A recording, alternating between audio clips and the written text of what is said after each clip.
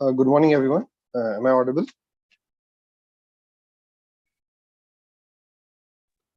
Yes, sir, you are audible. Okay, great. Let's wait for just a couple more minutes and then we'll start. I think many students are joining. So by now, I believe that all the students now have access to the videos and we have gone through the videos also. Is that a fair assumption?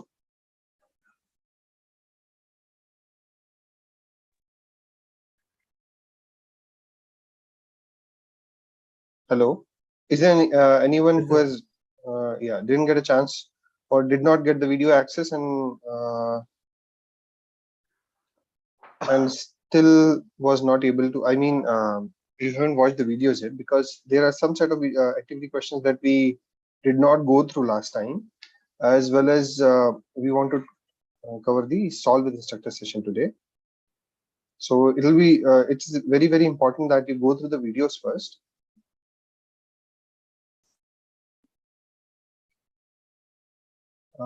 Okay, Sejal is saying that he's not gotten access to discourse. Okay, Sejal, can you write this to? I'll look into it, as well as please write this to support staff. They will, escalate this issue to the proper team.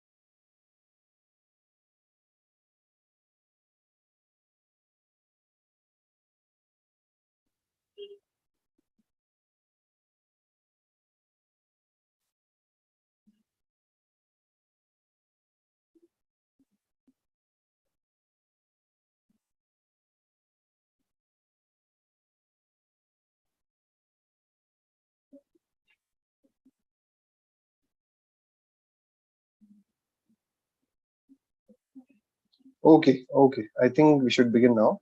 Let me share my screen. Okay, I hope it is visible. Yes, sir. possible. Okay. So before we proceed, I had mentioned in the last session that since some of the students did not get a chance to watch the videos, so I had suggested that they can watch the videos later and ask questions based on activity questions that we covered in the last session in today's session. So before we proceed with the rest of the activity questions, does anyone have any questions in the activity questions that we covered in last session?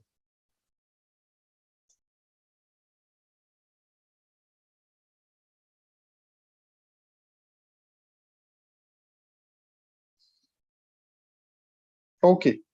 Then I think we can proceed from where we left. So till question number 7 we had completed. Let's talk about question number 8 this time. So which one of the following statements, which one or which, if both of these statements are true, first statement is the regression model that uses L1 regularization technique is called ridge regression. And the second statement is a regression model that uses L2 regularization technique is called lasso regression.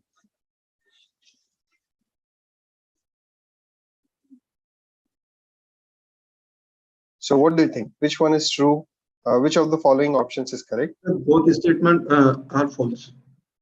Okay. Can you explain why?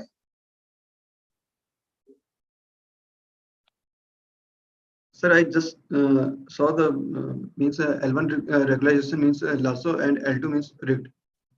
Right. So they are just naming convention. So L1 is uses lasso regression. Basically, what we use is what should I say? We for L1, what we do, the penalty term all the weight vector, all weight parameters are added by after taking modulus of them. That means we take only magnitude of all those weight parameters. In L2, what we do is we square the weight parameters and then sum them up. So yes, lasso is L1. Basically, we take L1 norm of the weight vector in lasso and we take L2 norm of the weight vector in ridge. So yes, both of them are false. This should be correct answer. Question number 9. We need to divide the sample data into train and test data because we do not need to train on the entire data. The training happens faster on smaller set. For ensuring that model has low bias and generalizes better on test unseen data, for ensuring the model has low variance and generalizes better on test or unseen data.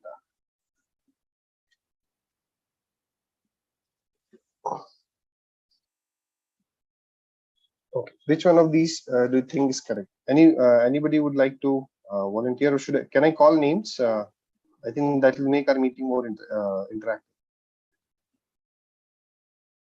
Sorry, it was the fourth one, right? Ensuring low variance. Low variance and generalize better on the test and unseen data. Or it should be low bias and generalizes better on test and unseen data. Okay, first two are definitely wrong. First one is we do not need to train on the entire data. That is not the reason for this split. The second reason is the second option is the training happens faster on a small set. That is also not a reason. We have contention only between option number 3 and 4.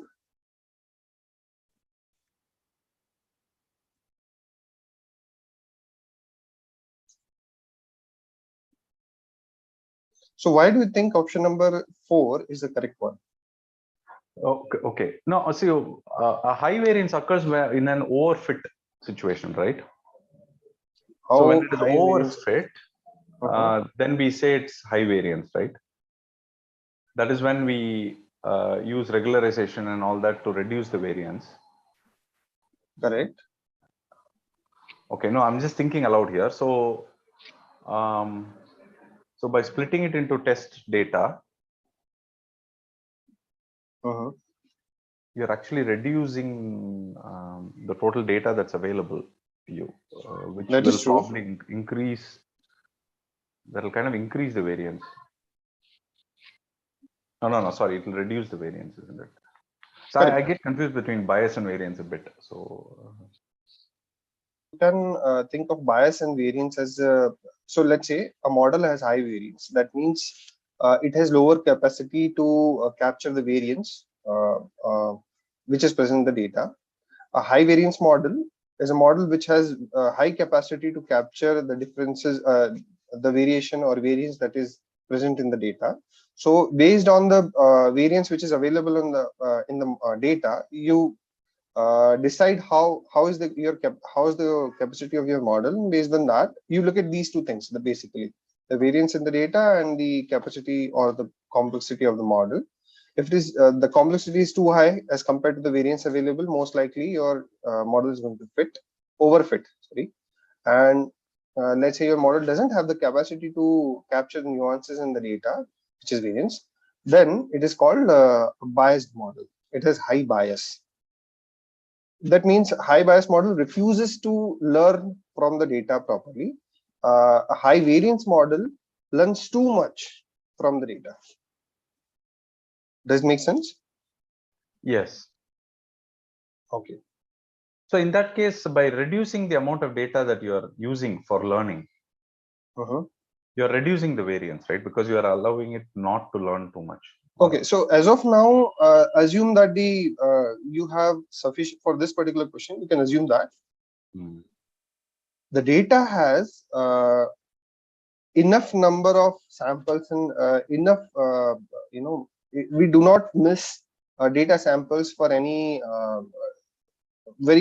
or I should say, the data samples are fairly representative in good density. There are no in the data space, there are no subspace where the data points are not available. So for now, you can assume that the data is sumptuous.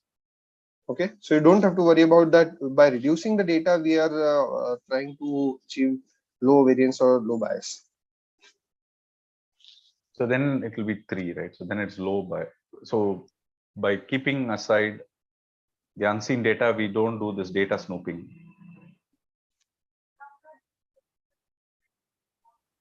Correct. So data snooping is also avoided by that. So I think option number 3 should be correct, because what we want to do is we want our model to generalize properly on that unseen data. Basically, what that is the ultimate test of our model's performance, how well it has learned from the data. Okay, it's like a math test. So let's say imagine a student studying mathematics, some simple things: addition, multiplication, division, subtraction, and very simple operations. If the student has properly learned it, if you change the numbers, he should still be able to perform the operations. So this is the idea. So if the model has learned the pattern present in the data, it should do very well on data which is coming from the same distribution or for the same problem. Then this is in this case we say that our model has properly generalized. That means it can do very good or very well on unseen data. So, but like I have a point, like training data will have low bias, but that doesn't mean that test data will also have low bias. When we have low variance, that means that there's not much difference between training and test data. So whatever result comes on training data, the same result comes in test data as well. So there's no difference, no variance there. But if you have, so. Yes, sorry, I missed your question. So first thing you said that the data is biased. So bias is not a term associated with the data; it is associated with the model. Yeah, like low bias in the sense that it is predicting accurately. Low bias means it's predicting accurately, right? Like this. Low bias means yes, it has the capacity to learn from the data. Yes.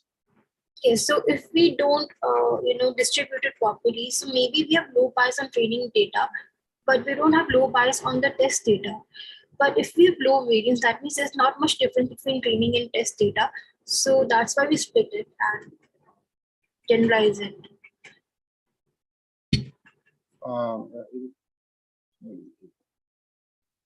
Sorry, can you repeat the last sentence? Yeah, like with low variance is that it means that there's not much difference between the data set of training as well as test data. No. So this is the variance and bias terms are not in this context not suggesting anything about the test or unseen data. All they're suggesting are about the model. So for this particular question, you can assume that the training set and test sets, they are properly dense. They both of them have properly dense data points, and they are representative of, they are coming from the same distribution. You can assume that also. So whatever you learn from the training set will be applicable in the test set also. That is what we want to achieve, right? Sir. Okay, let's go to question number 10. Which sir, function is, yes? Sir, one more question, sir, related to 9. So we, in the statistics course, we studied one formula, right, related to expectation of error, which is equal to bias square plus variance plus unintended error.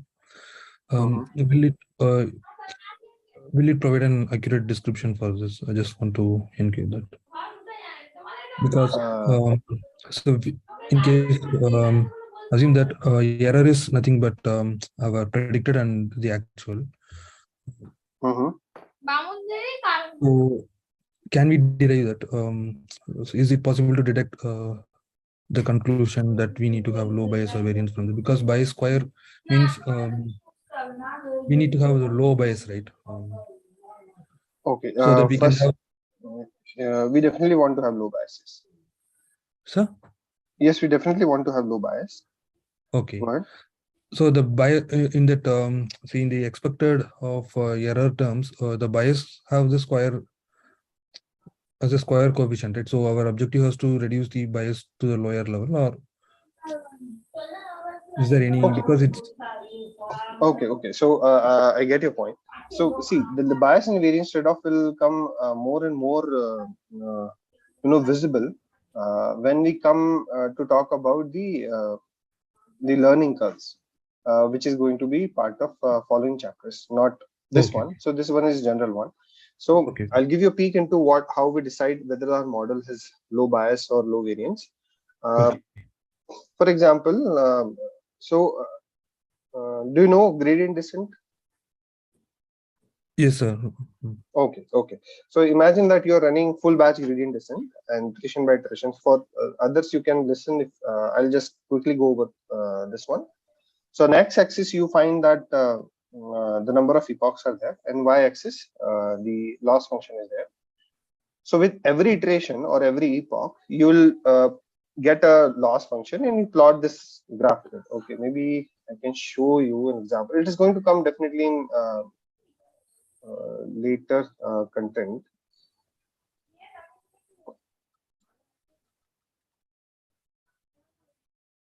Learning curves.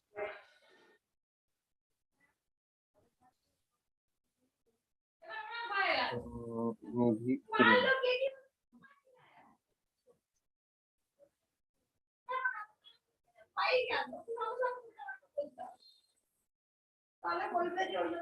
Something like this, yes. I think this is an accurate, quite good example. Train versus test. So I'm just looking at a random graph. So x-axis you will find epoch, and y-axis you will find loss, and blue and yellow represent training and validation.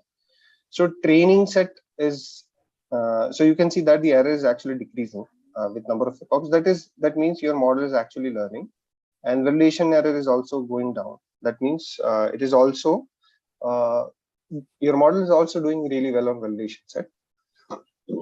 But there could be different kind of curves also that you can get. For example, training, the training loss is very, very high. It is possible you get a curve like that. And the validation or training loss is low, but validation error is very high. Correct?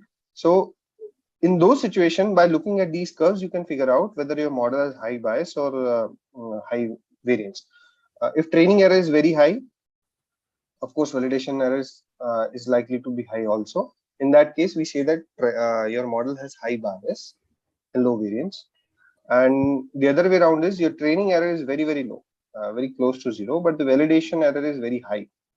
In that case, your model has high variance, which is, in both these cases that I have just explained, one belongs to underfitting, high bias. The other one belongs to high variance, overfitting. Okay. Don't worry about it. I just gave you an peek to what is going to come to later, but this is how we can decide whether our model has high variance or high bias. Okay. So the answer in the portal is given to the high variance option. I think then in that case, it needs some correction. Yes, sir. So could you please correct it then? Yeah, sure. I'll have it corrected.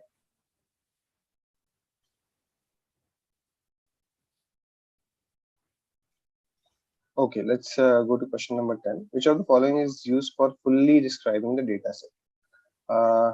Which one of do you think is the correct option?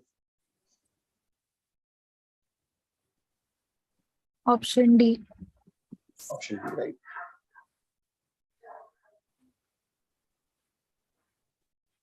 Okay, I'll look into this question and come back to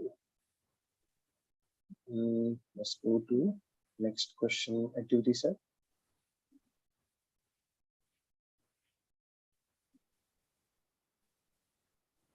Right. So for this, you will need some familiarity with the sklearn. Now we have started to see sklearn's APIs, and also some amount of familiarity with the pandas library. So we are going to use both of them in these set of questions as well as in the SWI, which is I'll cover later. Actually, we have to remember this, right? Pardon me? Do we like need to remember all of this? I would say do not try to remember these things. Try to practice them, because by practicing you will always remember it. You don't have to worry about forgetting them.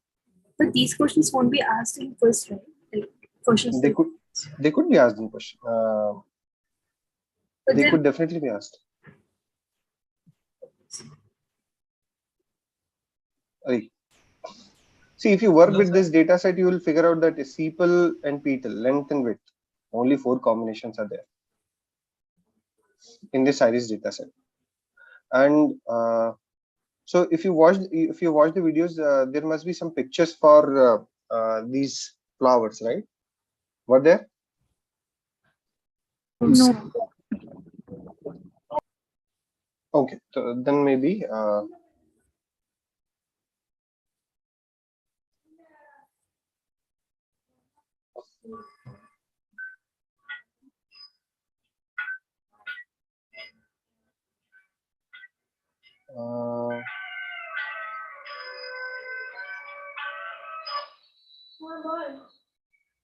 right. This is I think this diagram should help. Yeah, there it is. Hello, sir. Yes. Sir, will there be any coding practice session? Yeah, it is going to happen after I finish the activity questions, because these questions is spilled over from the last session. Okay, sir. Thank you. Right. So look at this one, this diagram. So this is an iris flower, and there are 2 types of I should say leaves. I shouldn't say leaves, but these petals. One is called sepal, one is called petal, and length and width. This is what we are measuring. That's all. Do you see this? Yes. Hello. Right. Yeah. So this will always, once you see this diagram, it's easy to remember. Okay, there are only 4 things that we want to consider for deciding whether a flower, which kind of flower that is. That is not present here, but that is fine. Yes, just yes. from a testing point of view, right? Whether, I mean, I think it's important for us to know sepal length, sepal width, petal length, petal width, not the order in which it gets displayed in load iris, right? Here Correct. it is testing that. I mean, obviously, the last 3, because there is petal thickness and all that, it's obviously invalid as an answer. Correct. But I hope while getting tested, we are not tested on different combinations of sepal length, sepal width, petal length, and petal width. Well, It's I not also believe that is not important. The order of these features is not important. Okay, that's all, because that's where we need to remember it. Otherwise, remembering just these 4 is not so difficult. Right. Okay. Question number 2. With which of the following codes we can examine the shape of the feature matrix? 2. Option 2. Option B. Okay. Option B. Right. Because every time you just call load underscore some data set, it is going to give you a bunch object. In that bunch object, if you want to see where the if you want to look at the feature, that object name dot data, that is the important point. The first data is coming from this variable name, and the second is actually a member inside this object. So yes, option number 2 is correct.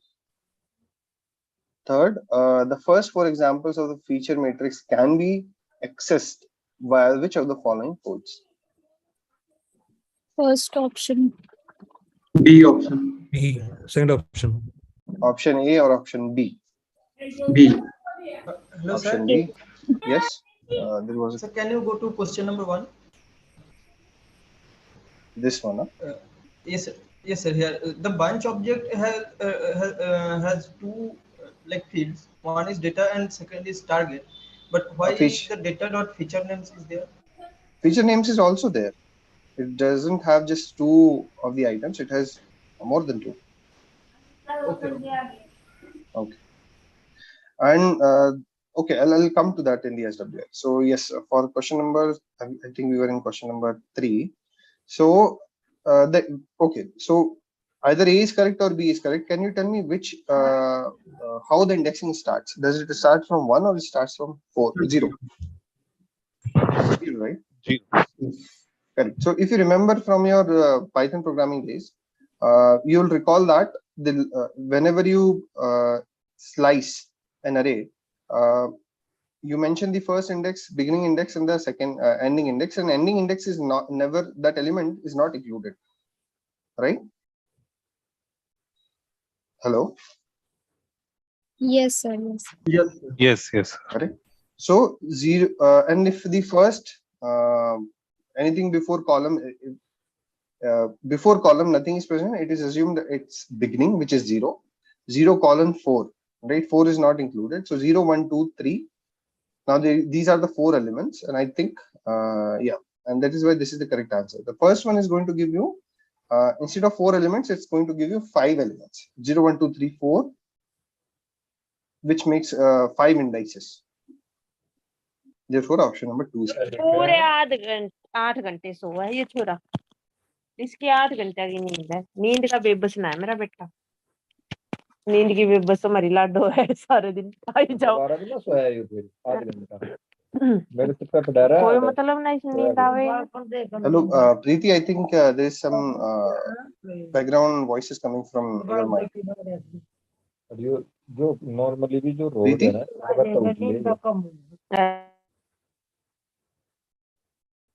Okay, let's get back to our questions.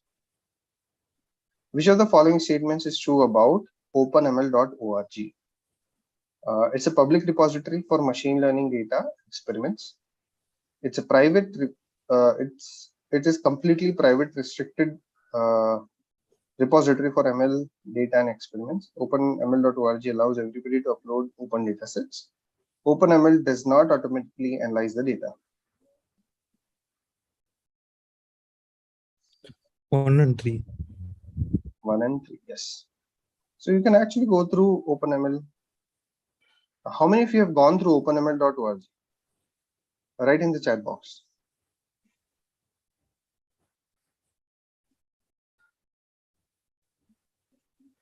Okay, Kaushik has gone, Vikas is not.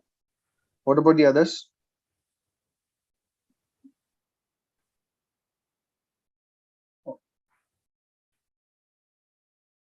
Okay, Rakesh is going. So yes, it's a very good website for exploring openly available datasets. So I hope my screen is visible. Yes, here we can go through the datasets. So it has more than 4,000 datasets and different kind of datasets, regression, classification, clustering, and we can use this for experimentation, learning, of course. So it also yes. So is it like Kaggle or? No, it's not Kaggle. Kaggle is specifically for hosting data science competitions.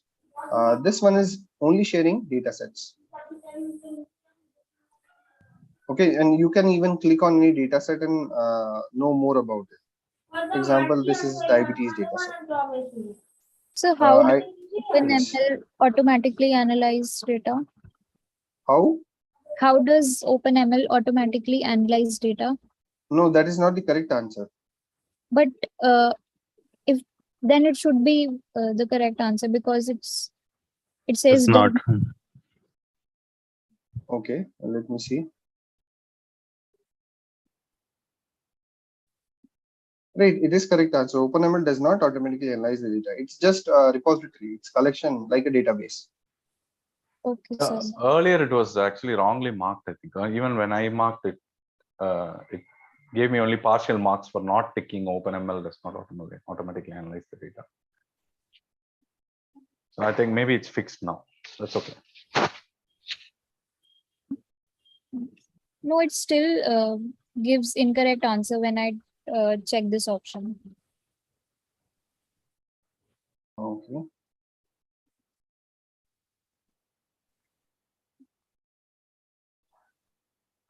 Well, I think okay. Then I think it should be yes. It should be fixed. OpenML does not automatically analyze the data. Is it correct or wrong? It should be selected. Yeah, it should be a true statement, isn't it? Right. Okay, so let's look at the data set.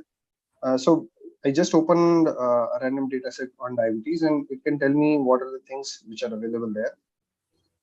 Some description about it, some textual information, how in the past people have used this data set, some research articles published on it, statistical analysis of some attributes, then feature names. This is kind of very important. What is the name of the feature and its type, whether it's numerical, nominal, or categorical.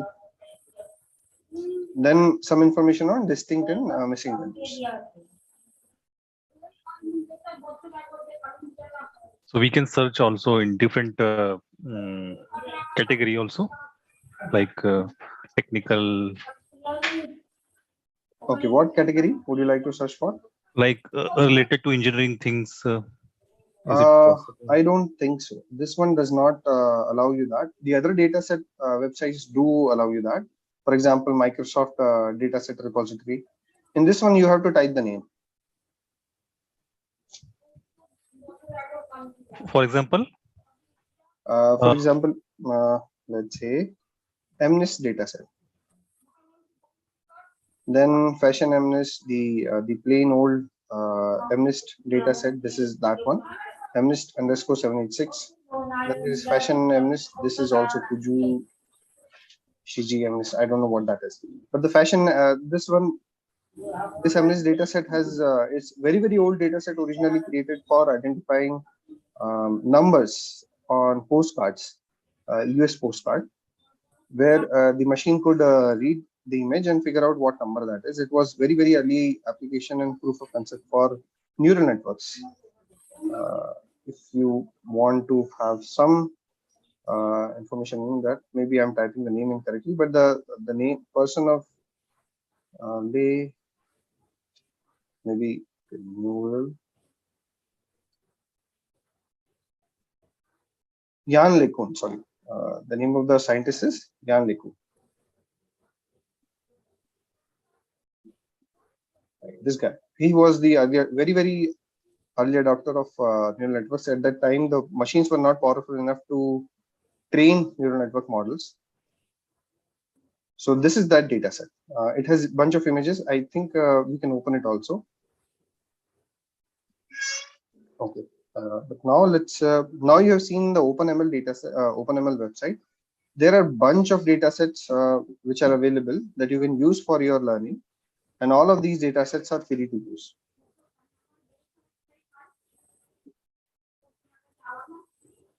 Okay. Let's go to next question. Make blobs enables us to generate random data for clustering, whether it is true or false.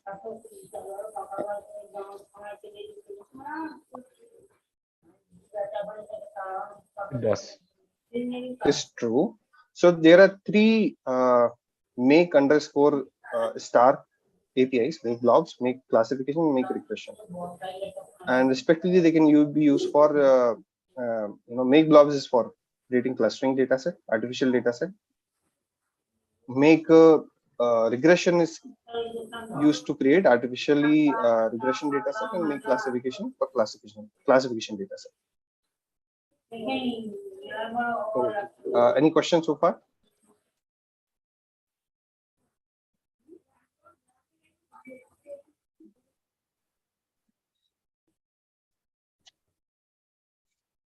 All right, now let's begin with our what should I call our solve with instructor session.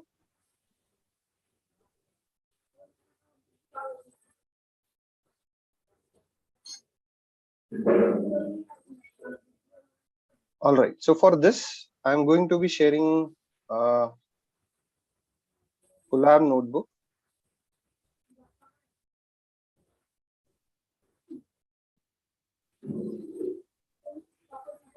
Okay, maybe I should.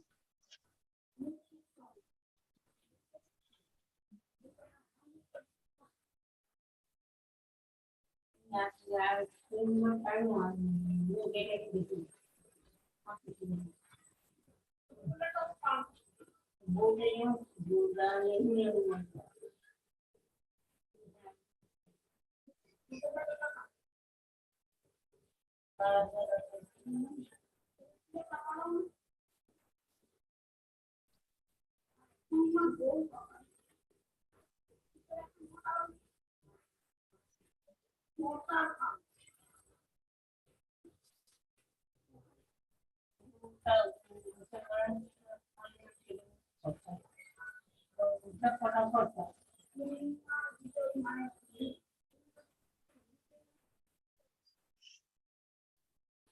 In the chat box, I am sharing a Colab notebook with everyone for you to see. So this is an empty workbook with some set of questions that we are going to use to experiment with. Okay. So all you have to do is open this Colab using your student ID, make a copy of this Colab into your workspace. This Colab is not editable, but the Colab, the copy that you create is editable by you, so that you can practice along with me.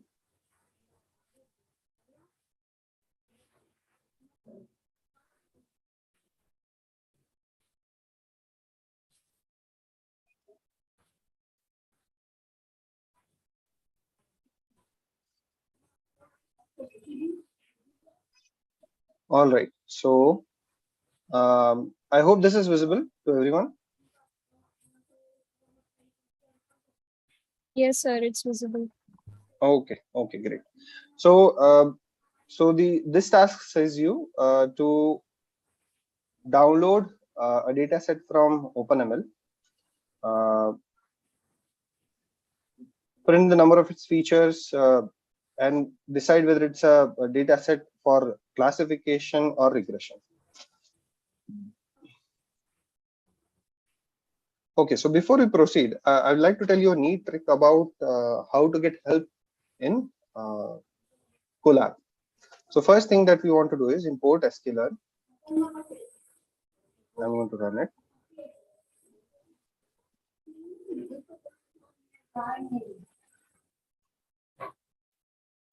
So when you try to execute any statement for the first time, it is going to get this is going to get connected to virtual machine in which our code can be run. Okay, now it is executed. You can see a green right tick mark.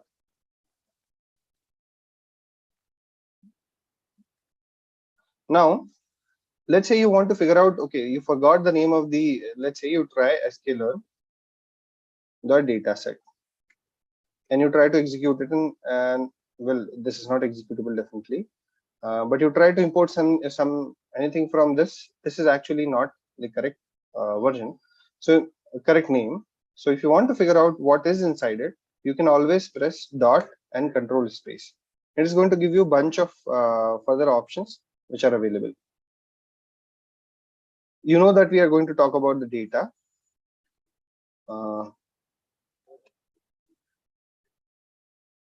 Okay, that is interesting. It should be giving you the name of the module that we want to use. Okay, I'll check it out why it's not working, but I know the name of the it's module working is, for me. Yeah, it's working for you. Yeah, it is. Okay, great. Now it has started working for me. I don't know why it was not working earlier. Yeah, there it is. So it is going to give you bunch of options, and all of these options are actually modules: cluster, compose, data sets, decomposition, ensemble. All of these include, these are some of which we are going to use: feature extraction, feature selection. We are going to use this linear model in our course, right? You can find decision trees inside tree, SVM machines in SVM. Inside pre-processing in pipeline, you'll find the APIs that we're going to use to pre-process our data and stitch multiple machine learning steps together. So yeah, this can be very, very helpful. So always remember this, that if you forget the name of some module or you're confused about it, you can always use this trick. Just press dot and press control space together and you will get this. So what I want to do is I want to use data sets. Okay, I'm importing it. So it should be something like this. Now I'm forgetting what is the name of that API to be used for fetching any data from OpenML. And right now you can see that it has bunch of options for fetching different types of data sets. This is California dataset, KDD Cup 99. This is the API that we want to use. I'm just going to go through some other options also. Load breast cancer dataset, load diabetes, load digits, and load iris, and so on and so forth. But what the one that we want to use right now is this one. Okay, so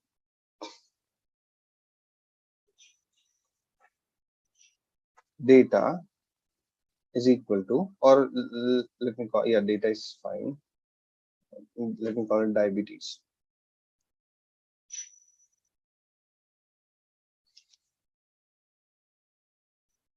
OpenML, and here it says that use.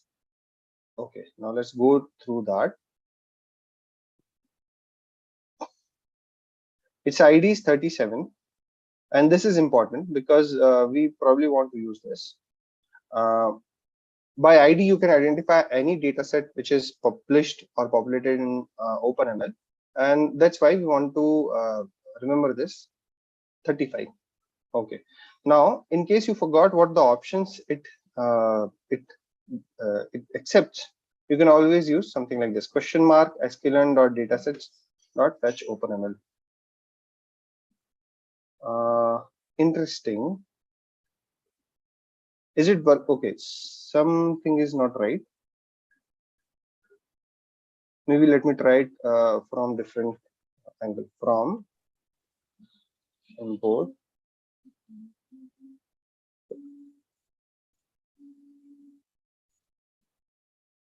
this one.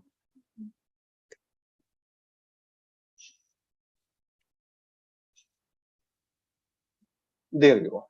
So it is going to tell you inside the Colab itself, you don't have to leave your Colab, and it is going to tell you what are the parameters: name, version, data ID, and a bunch of other things. Maybe all of we do not care about all of these. Definitely this one, return and return underscore x underscore y. This can be very useful because if you provide this option to be true, then it is going to give you two variables, one for feature matrix and another for target, which simplifies your work. That's all. Okay, so this question mark trick is not just usable for this fetch OpenML, but any function, any object that you want help on, that you want to see documentation for, you can definitely use it.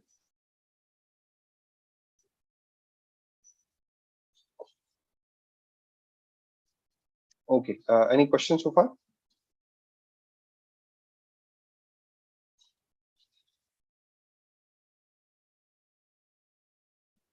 All right, all right. That, so that as frame returns a pandas data frame, is it? If there is another parameter called as frame. Yes, definitely. It returns a data frame. Okay, so we either use return xy or as frame, is it? Oh, I mean, it's because one is giving you a numpy array and the other one is giving you data frames, is it? Or you can use both of them actually. Okay, and in that case, I'll get two data frames or one data frame and a series. Just one data frame, but it will be pandas data frame. The feature matrix will be pandas data frame. Okay, and there will be label matrix, label series, is it? Right. Yes. Okay. Okay. All right. So let's call our let's import our data basically. Okay. So there are two ways to do it. One is you can give it the name of the data set, which is diabetes. Which version do you want to see? We just saw it, and I think version number will be available somewhere here.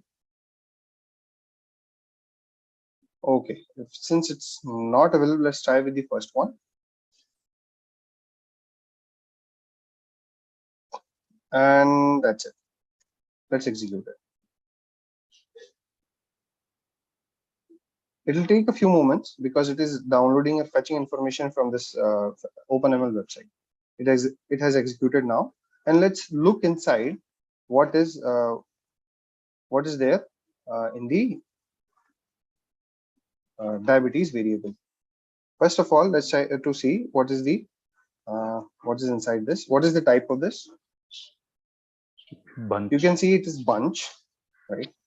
And inside bunch, you will find data, which is a data frame. And you will also find target, which is also series. And there's one more thing, feature names. And it is going to give you a list. So basically, these three are the important ones: the data, the target name, the target variable, as well as the feature names. These three things you will use right away. So what is a bunch? So bunch is an object which I think doesn't have any type. It's a collection of different type of things. Okay, maybe if you want to look at this,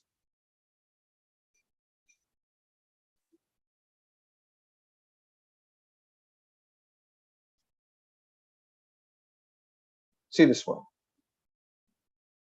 If you want to find more information on this, you can do this. So see, I don't see any.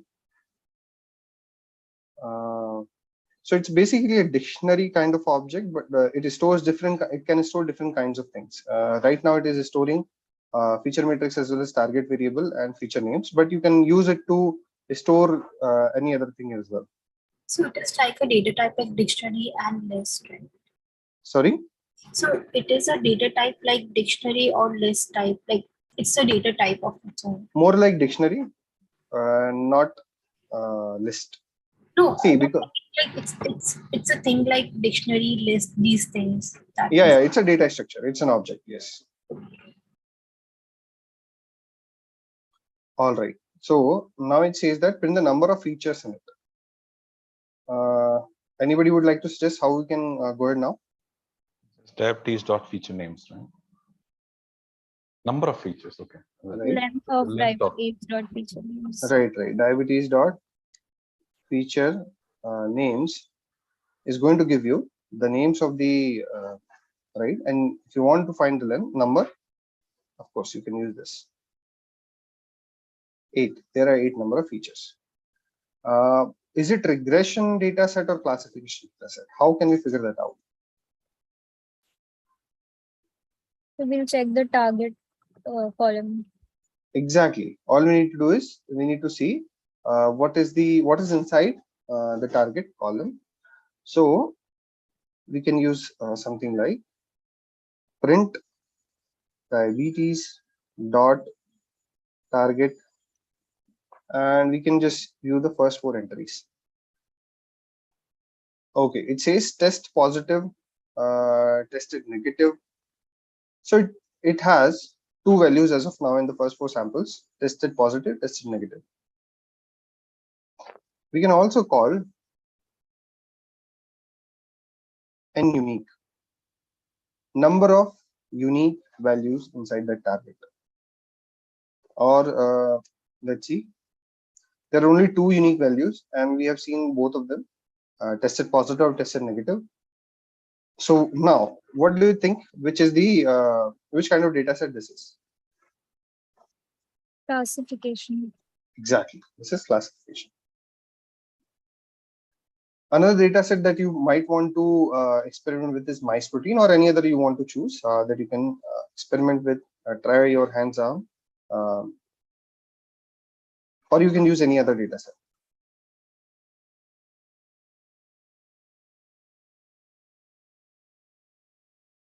All right, let's move on to question number 2. Generate a regression data set with the following details. Just a quick question. So we instead of downloading using the name, we could also do it using data ID, right? 37 or whatever. Exactly. So let's try that. ID is equal to 37. Because there could be more than one diabetes data set. Wait. I think it's called data ID. Data underscore ID. Data underscore ID. Okay. No. Version number is not required in that case. Okay.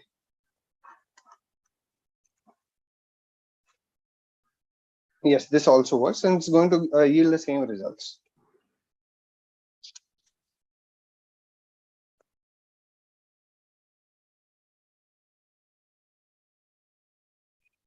Oh. All right. All right. So what data sets are we playing with? Okay, this is one example. This is another.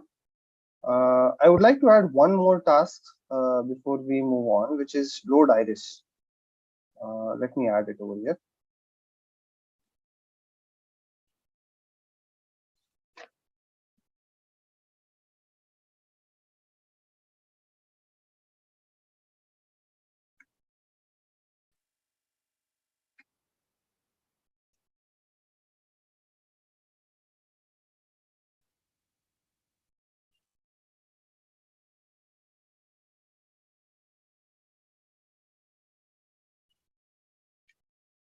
So I'm just going to copy paste this one.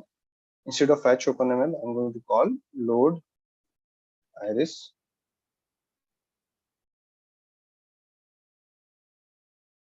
Then iris is equal to load underscore iris. Let's use that return XY option.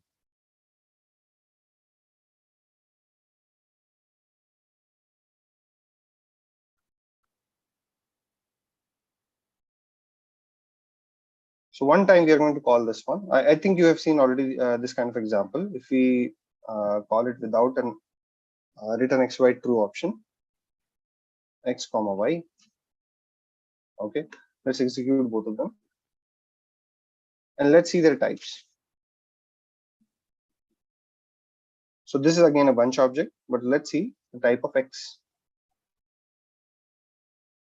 It's an ND array. Okay, so what it means is this time the X contains the feature matrix, and you don't have to extract that from iris variable. And if you want to look at Y also, it's also going to come out to be ND array. So it is going to give you raw arrays of X and Y. If you want frames,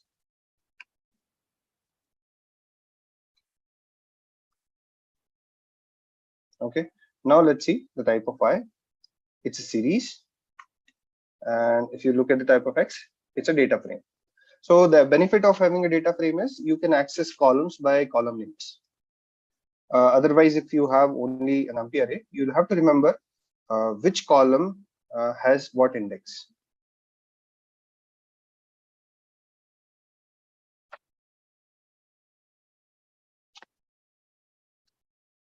Okay. So the next thing that we want to do is we want to look at the data set. We want to explore its some basic statistics. Can anyone like to anyone suggest how should we go about it? To describe on X, right? That's right. X dot. You can use this also, I think. Yeah, there you go. So again, sorry, info is not going to give you that detail, the statistics of all the features. It is going to give you the name of the columns, whether they have null values or not, and the data types. You can also use D types, which comes really handy in identifying types of features that you have. So you have only 4 features, and all of them belong to floating 64 data type. Basically, all of them have floating values.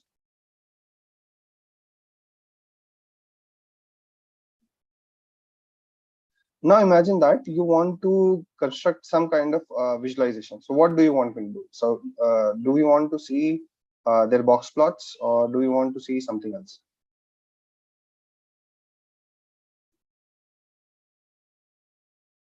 Okay, for that we have, sorry? Sorry, yeah, go on. Box plots, I think will be good. Okay, so matplotlib dot pyplot as plt, plt dot. Sir, scatter plot. Yeah, we can create a scatter plot also. So give me one moment, I'm going to do it. So yeah, box plot, and you have to provide the the series or the array for which we want to create the box plot. So let's call this one x dot column names 0. So basically it says that I want to see the box plot of first feature. Column names is going to give you the names of the columns, and since there are spaces and this under space and CM, I could have used this also, for example.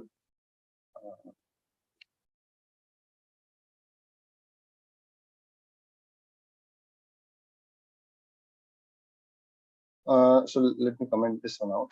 Maybe this one is easier.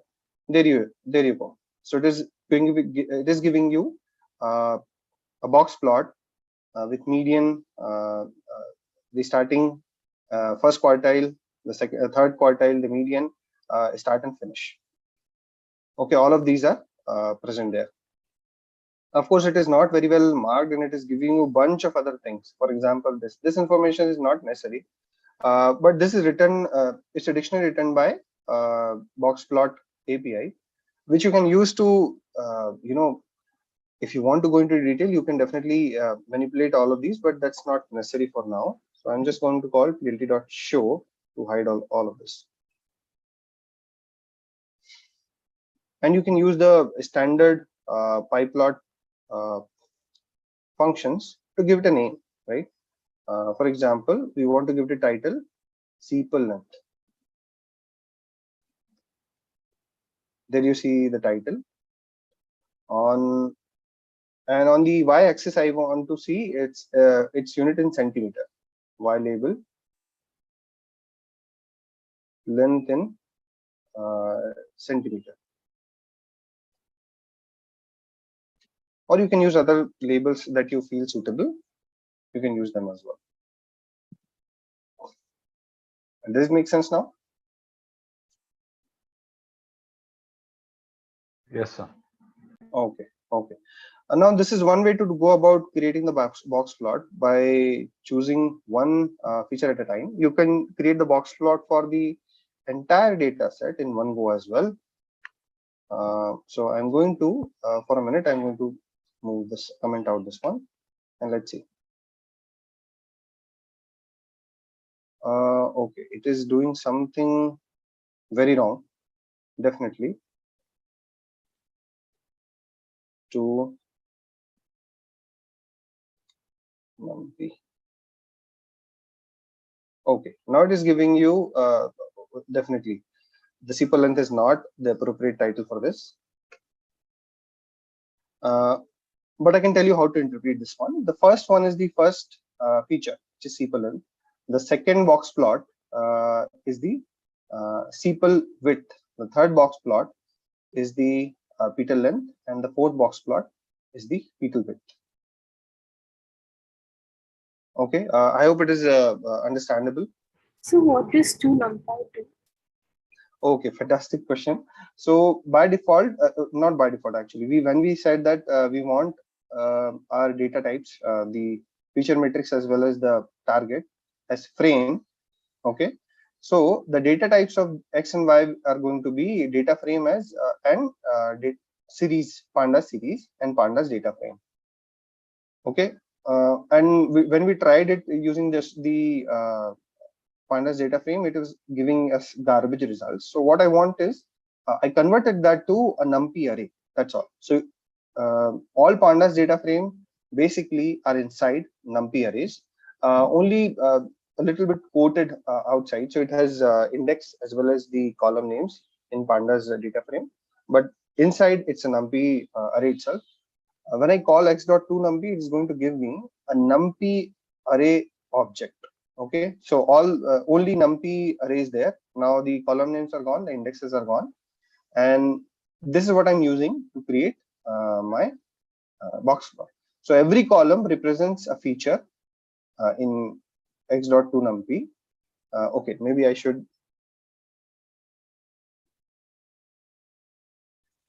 call it feature matrix, and then I should use this. Might make it a little more easier to understand and read. Okay, does it make sense? So every column is a feature, and for every column and every feature, we are creating a box plot. So like if we as stream, if we just put that to first, then we will get a numpy there, right? Absolutely, yes. But then it comes with its own problems. For example, if you want to choose a particular feature, and you'll have to remember the indices, right? But if you keep it as a pandas data frame, that is fine. Whenever you want numpy array, you can always convert it to numpy array. Your original variable x is still a pandas data frame, so you get benefits of both. Does it make sense? Yes, sir. Okay. Now, somebody suggested that we can create the box plot. Of course, we can create the box plot. Oh, sorry, the scatter plot. So let's try to create a scatter plot between sepal length and sepal width. Okay. So plt dot, I'm going to create a new figure, which is not always necessary. Calling this statement plt dot scatter. Now you have to tell two things. What should go on the x-axis, what should go on the y-axis. So let's create a scatter plot between sepal length and sepal width.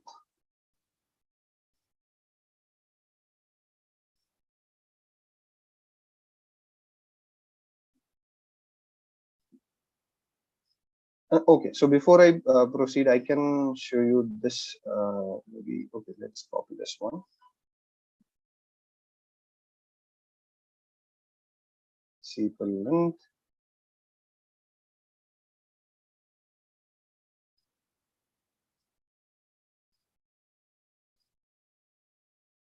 And there you go. It has created a nice scatter plot for me.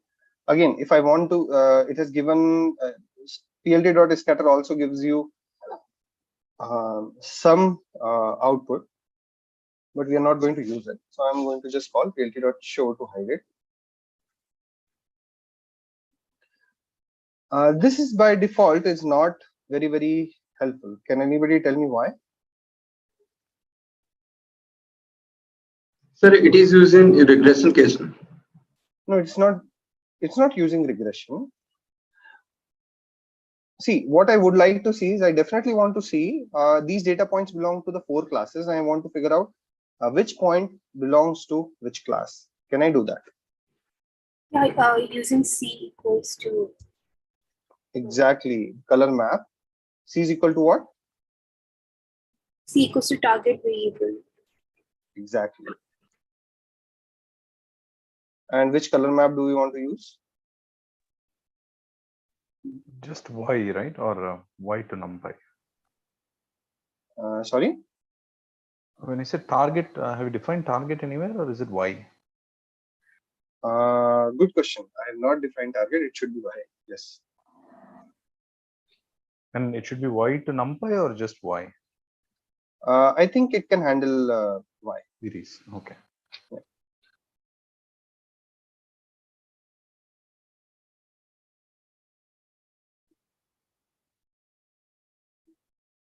Okay, let's see if this is going to work. Yes, there it is. We can choose color maps also, but maybe that can be covered later. So why is it showing 3 colors? Like it should be showing 2 colors, right?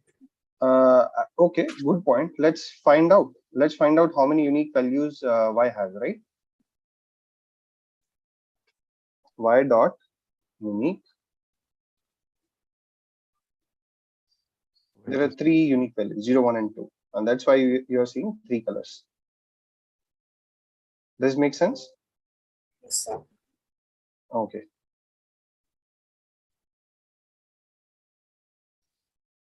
So this is somewhat an introduction to very small introduction to creating small charts with the help of your data set.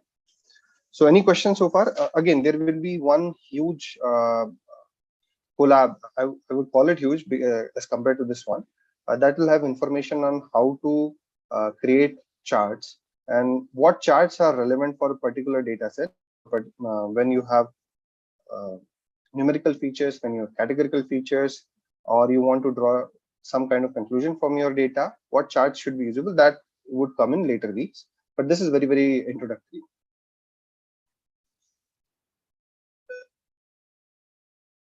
Okay, any further questions? Anything else you would like to see from this data?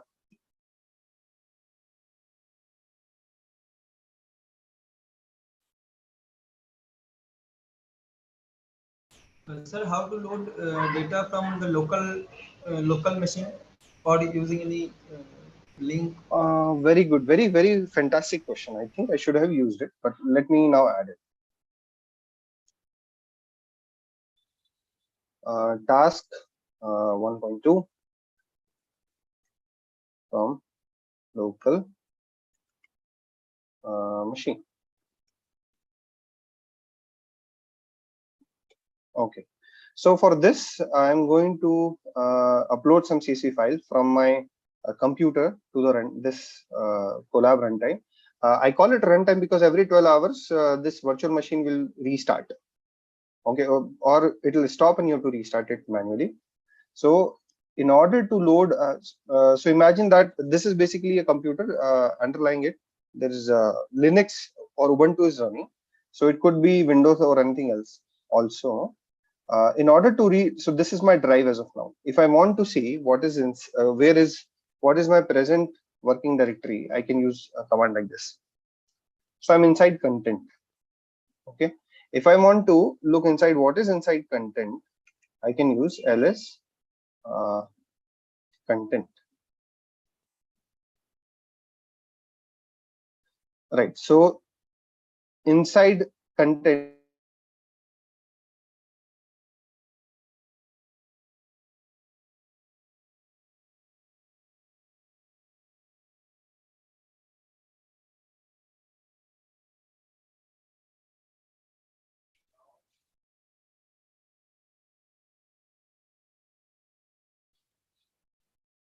am I audible? Hello? We just briefly lost you. Now you're audible. Yeah. Okay, No. okay, okay. So there was some connection fluctuation. Is my screen visible? Yes. Yes, sir. Visible. Okay, okay. So right now, my current directory is content, and inside content there is sample data. So either I can explore it. The sample data is there are a bunch of these things which are present over there, which I can definitely use. So you can assume that somehow I copy pasted these CSV files from either internet or loaded from somewhere. So I have a data set in a CSV file. So we are going to use one of these. Let's use California underscore housing underscore train. Okay. So in order to load a data set from a CSV file from your local machine, you would like to use pandas library. So first thing that you'll use, import pandas as PD. This is very, very standard. Pandas as PD is like, this is the moniker PD we almost everybody uses. Then California dataset is the one that I want to open.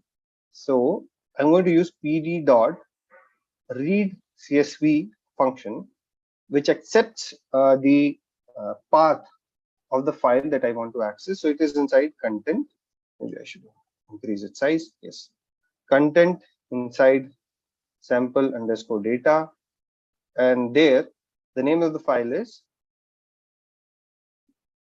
I think rename the file. I'm not going to rename the file. I'm just going to copy paste it from here, and that's all. I'm going to execute it.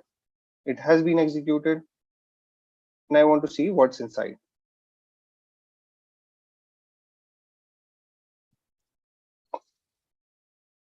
Now it's a data frame, and not only that, I can see it's some of the first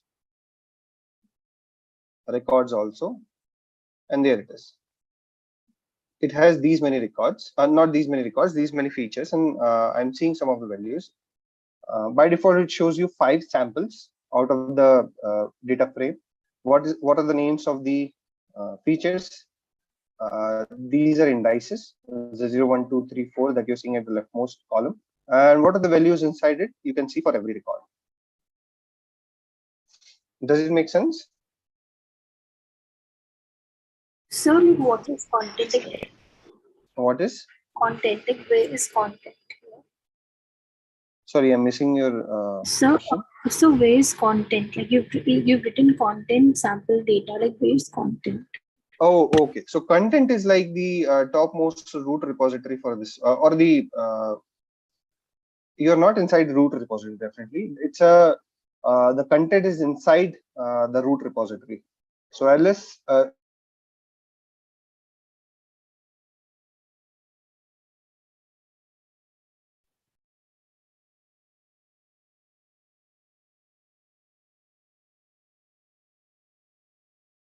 So you're not audible. Hello.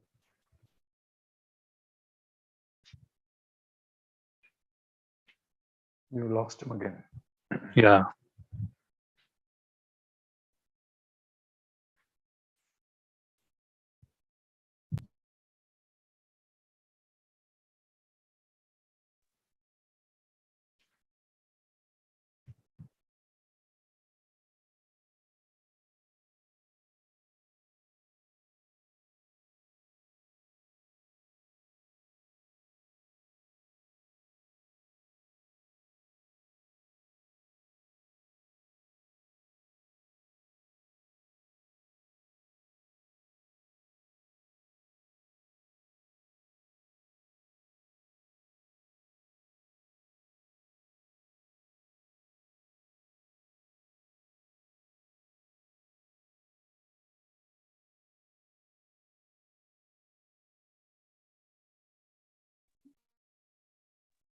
okay, am I audible?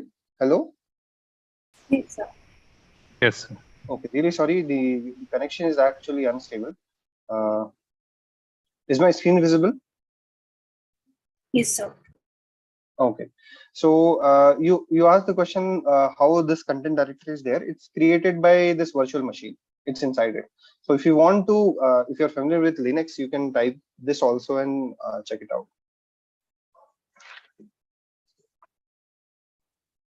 So this is your root directory, and inside it there is bin, boot, content, and data lab. Very small subset of directories which are available inside a Linux system, full-fledged Linux system, but that will do our job. That will do for us for this virtual machine and working on Colab. And so, like when we have to write any Linux command, we have to put exclamation mark before that. Right. Yeah, absolutely. So whenever you want to run any system command, basically, so this could be you can run a Colab or Jupyter Notebook inside Windows or Mac operating system as well. And whenever you want to run a native command, you have to use exclamation mark and then the name of the command. Inside Windows, you might want to use exclamation dir. Okay, so does it make sense? Is this clear now? Yes, sir. Okay, now thank you for reminding me how to load data from a local machine. We have covered that as well. Let's move on to next question. So before we proceed, any questions so far? Any doubts? Sir, one small doubt. Yes, go ahead. Sometimes we are using pandas data frame, like when we are fetching from local.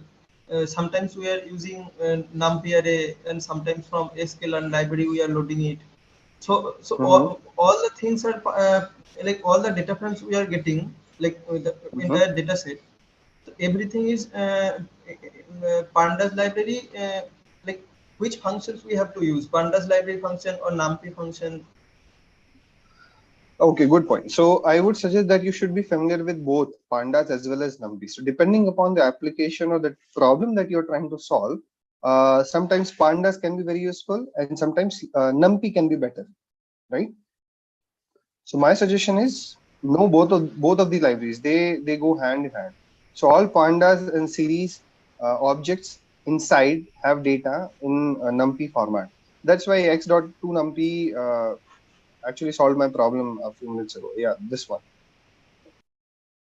So my suggestion is that you should use you should be familiar with both types of both the libraries, numpy as well as pandas.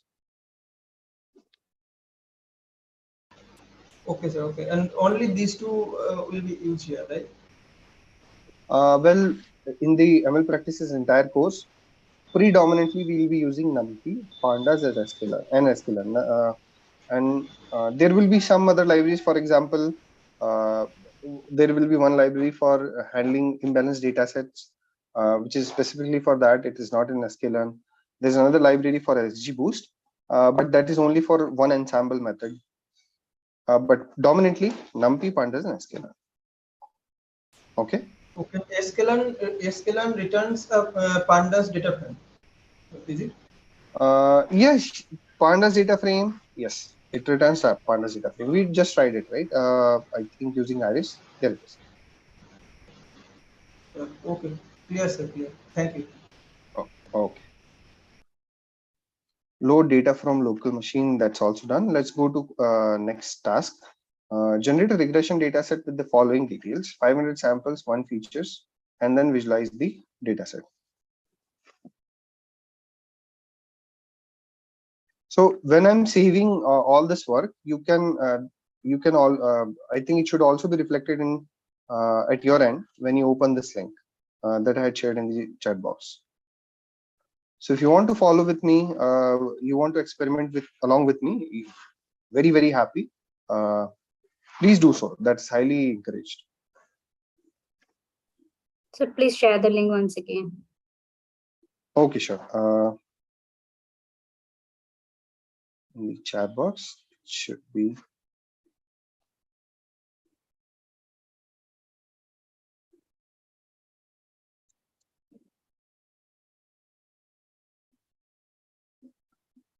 Let me know if it is accessible or not.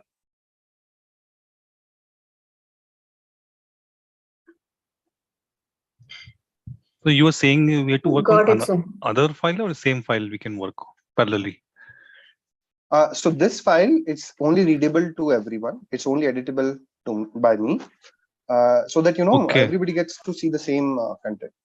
You should create a copy of this, the empty copy of this notebook, and keep working on it. But for reference, you can always see this while live while I'm working on it. Yeah.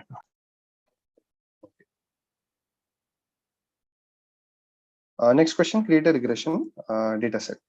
Now, can anyone help me how to do this? Make regression. We have to load make regression. Exactly. Right. So the API that you want to use is make regression.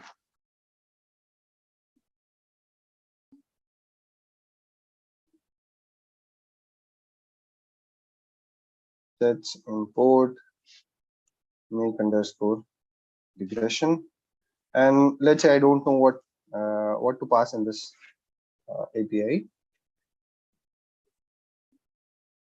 It accepts number of samples, number of features, and number of targets. By default, it is 1. So 500 samples and 1 feature, right?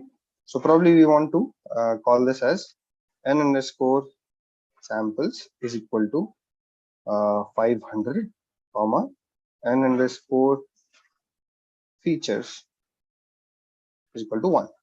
By default, the target is 1. That is, it is going to give you number of targets is only 1. That means it is going to give you a single label regression data set. I'm going to call it data is equal to make regression and something like this. Let's see what it gives us. Okay, it has created data.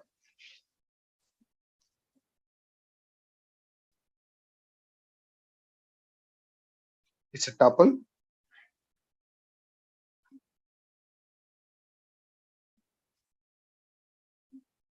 You can do this. It is not going to give us very good information on what's inside this tuple, but okay. There we go. So basically it is giving us two arrays, right? Okay, then maybe that's not that clear by looking at it. That is the first array. This is the first array. You can see it is starting from here. So can you explain this a little bit, like what it does? Yeah, sure. I'm going. Yeah, definitely. I'm going to give it to you. Yeah, there it is, and you can see that this is the second array. All right. So it is giving you a tuple. So basically, your first tuple, it has only two values, two elements inside it. We can see the length of it.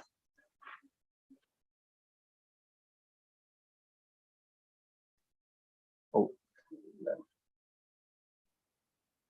two, right? So data 0 and data 1 are the two elements inside it. That's all. So let's talk about data 0 as of now. And see its shape. It's a numpy array. So let's see its shape. 500, 1. Let's for a minute. Let me just change this to number of features to 2. Okay, and let's execute it again. Now it is giving me the first element has 500 by 2 shape of numpy array. So basically, the first elements inside your data is going to be the feature matrix. Okay, I'm going to comment this one. I'm going to use this. It is going to give me an array of 500 elements. Okay, it's a remember it's a one-dimensional array only. The feature matrix was two-dimensional array, and there are 500 entries only. So this is your target. Does it make sense?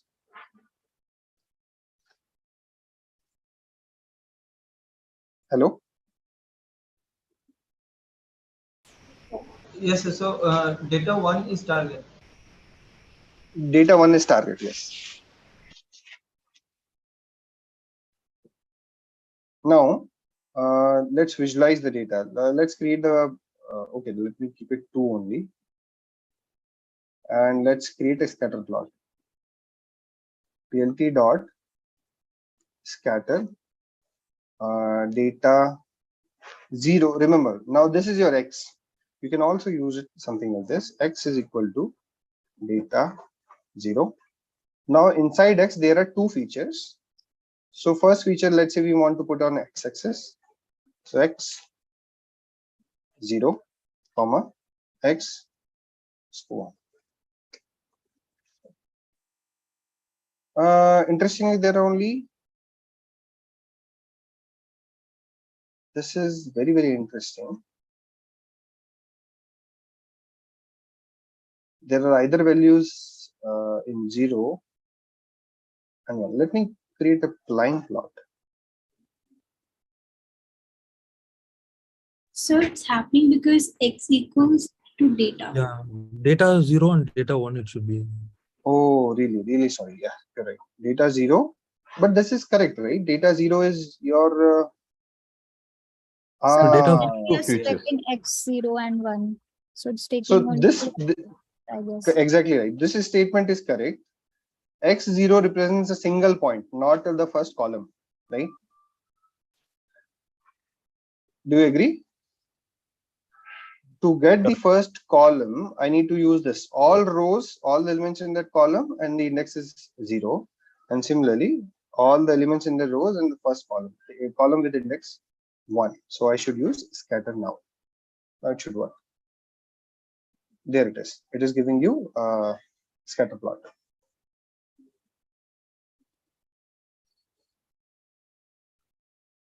Okay. Any questions? How does this function work? You can also create the distribution of, okay, let me introduce you one chart quickly, plt dot hist. And we are going to use data 1. We want to see the distribution of the target variable. And this is what it is.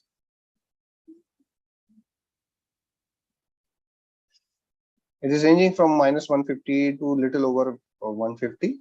And it's almost normal. I can, I think, pass a few more parameters. For example,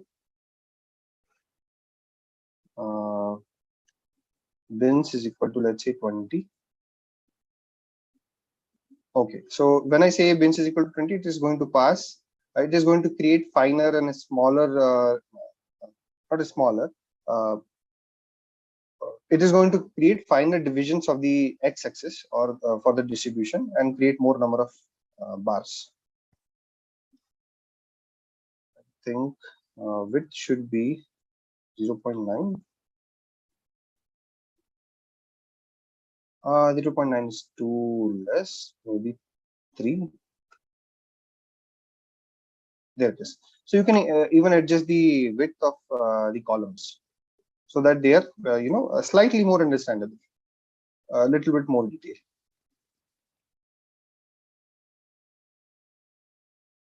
Okay. Any questions now?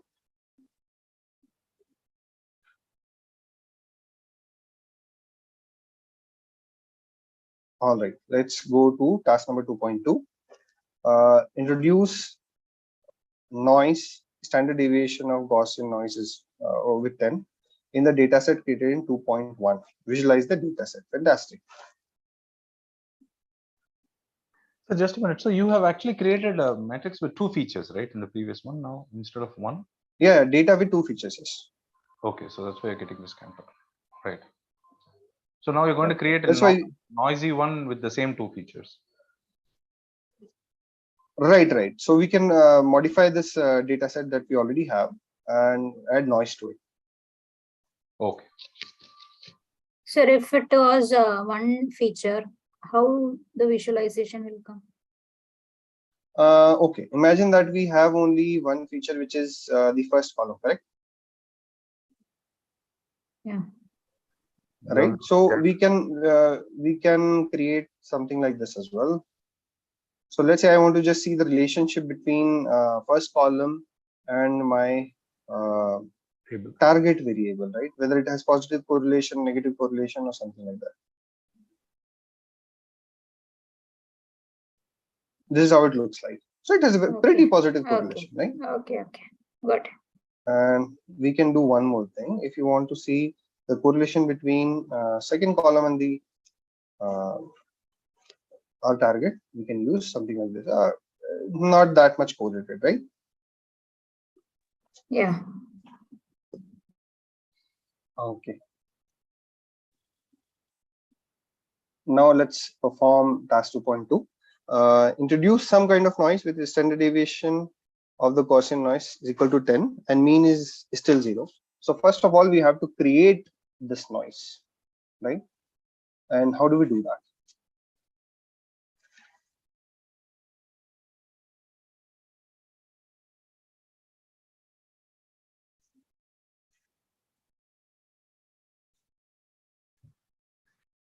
Can you please explain this meaning of this word sentence? Yeah. Okay, so we want to right now. I think so. There are multiple ways to go about this problem, but solve this problem. But the statement says that okay. Before that, let's go to regression. Make regression. Where is it? There it is.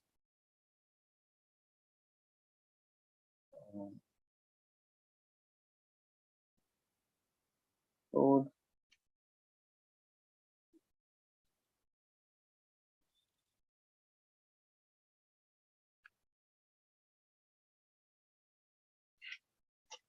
there it is. Let's read the options. What are available? What parameters it can take? Number of samples, number of features, how many informative features are there, number of targets, bias, effective rank, tail strength, and there is noise. So by default, you are not adding any noise to it. Okay. And if you want to see what, so this particular question refers to this parameter. And if you want to see more detail on this particular parameter, I think you should go below. And there it is, the standard deviation of the Gaussian noise applied to the output. if you want to apply some kind of noise to the target variable, not target variable, actually the output of this function, you should use this noise parameter. So okay, now you know that what we want to achieve from this. I'm just going to copy paste that line and create the answer for this one. Oh, sorry, not this one, but this one.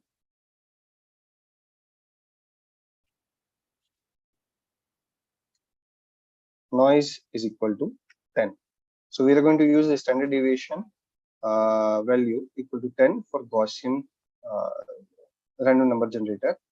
And I think that is the answer. That's what is expected out of this question. This would create a new data set, but the question says that we have to introduce noise in the data set created in 2.1 only. I got your point. So, okay. So there are two, again, multiple ways to solve this problem. Okay. One is either you fix the random seed for this data generation process. So whenever you call it again and use the same seed and same set of parameters, you're going to get the same data set, and then only you change the noise. This is one way to do it. The second way to do it is okay. Before I go to the second method, is this acceptable? Do you agree with this, that it can work? The random seed one, sir? No, not this one. Not random seed. Make regression function. Yes, sir. It will work. Okay. The second one is manually generating an array of randomized numbers with mean 0, Gaussian numbers with mean 0 and standard deviation 10. Okay. But to do that, you will have to use numpy.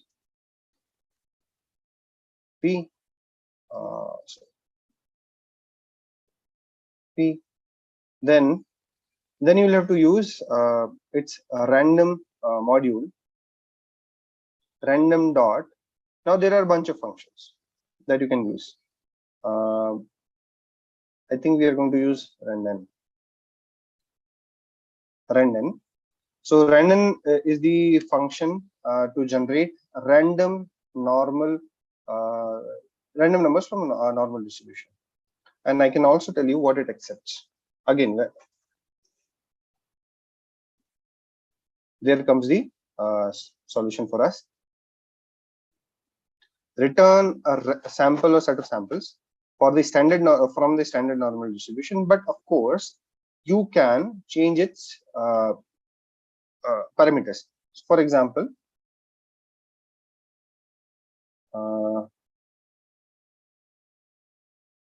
it is going to give you random samples. Okay, first of all, this is the size of the array that you want. So what you can do is,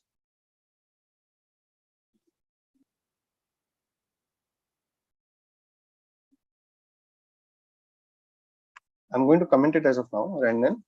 I want 500, 2. This will be used for your feature matrix, right?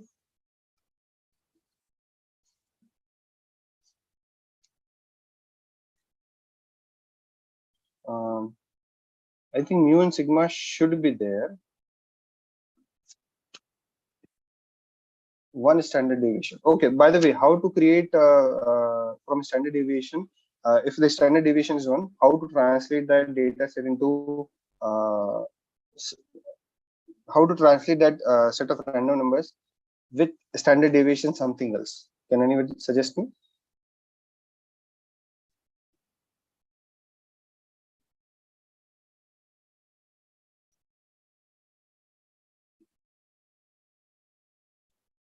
So can you repeat the question? Multiplied by the standard deviation, add the mean. The mean is going exactly, to be exactly. Yeah. So let's say I have this random random number generator which generates random numbers from a standard normal distribution, but I want to convert it to, let's say, mu is equal to 3 and standard deviation sigma is equal to 10. How would I do that? Can I perform some operations on my numbers which are generated from standard normal distribution, Gaussian distribution, so that it translates into a Gaussian distribution with mu is equal to 3 and sigma is equal to 10. I think the answer is written over here. And somebody also mentioned this. All you have to do is multiply it with the sigma, this value, and add the new mean, and that's all. So now I'm going to comment this out. I'm going to comment this one out as well, comment this one. As of now, we do not want to change the mu. We only want to change the sigma. So star 10. And this is your noise for feature matrix. Now, how can I apply this noise to my feature matrix? Can anyone tell me?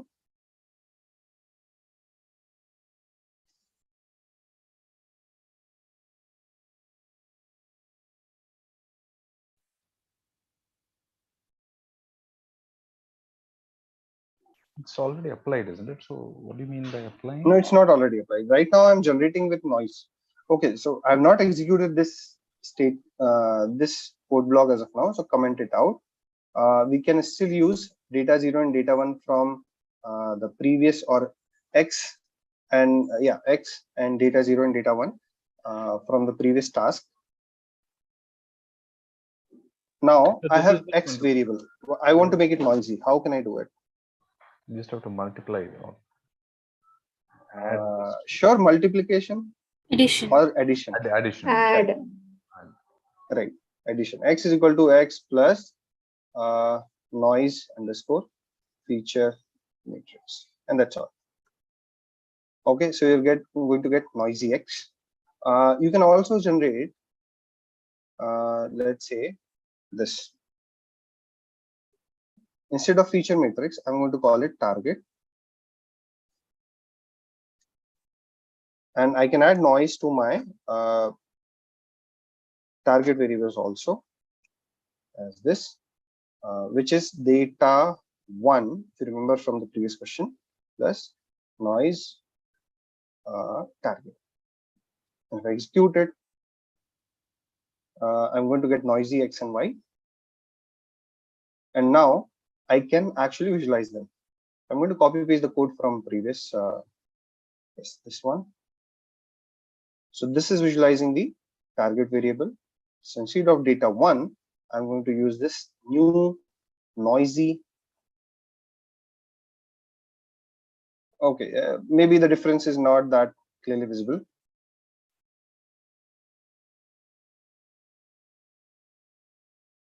And because we are not adding too much of, I mean, only standard deviation is changing. It's not changing the mean, which might have affected this graph a little further. But you can definitely see there are changes. So the first, before we added the noise, the first bin started at minus 148. So these are the values of bins, or bins boundaries, and these are the values for number of samples inside each boundary, inside each bin. Okay, so the first bin earlier started from minus 148. Now the bin is starting from minus 168. So the lowest values have gone a little lower. Okay, so numerically we can figure this one out. Another way to do is, let's plot the scatter plot and see what's the output. This one.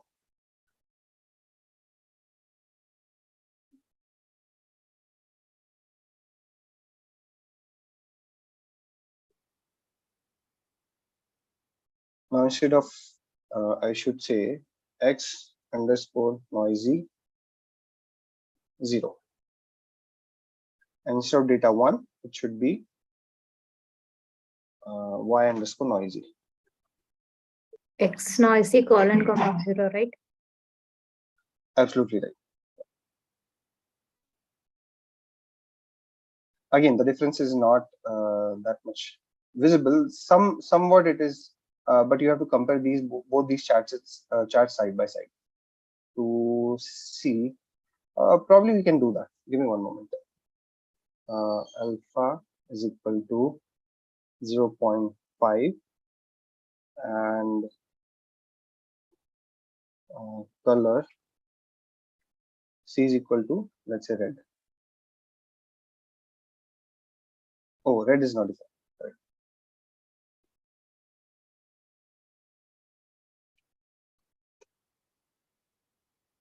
There it is.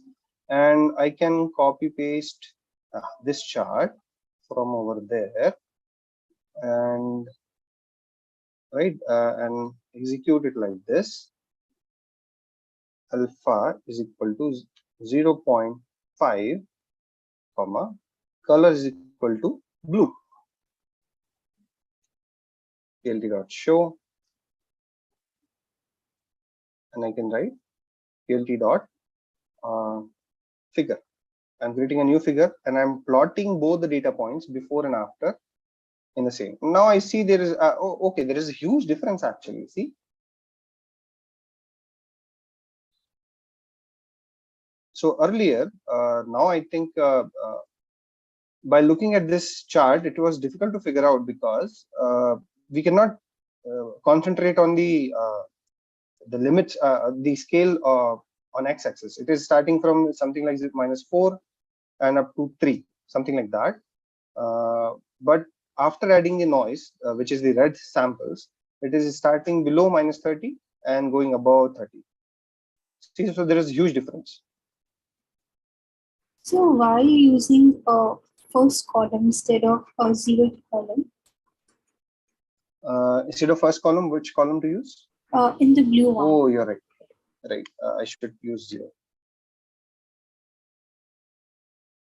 Wait, what? Fixed size is okay. 8,8. See, you're absolutely right. I was comparing incorrect column with incorrect column corresponding to the noisy data set. Now, both of them belong to the first column or the first feature. Now you can see there is a huge difference, right? So earlier the data was the blue samples. Maybe I can label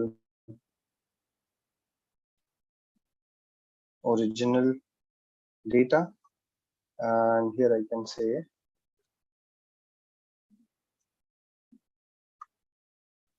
noisy data.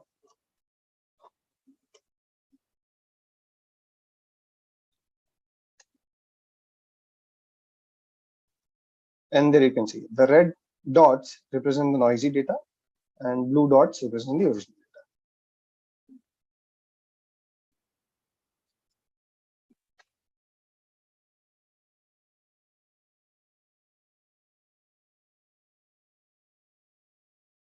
So I tried with the random state method that you suggested. My histogram for the original and the data set with noise are looking exactly the same. And these values are also the same. Okay, so that works, right? You now know how to use random seeds, correct? Yes, sir. Okay, great. Now, so any further questions for this task 2.2?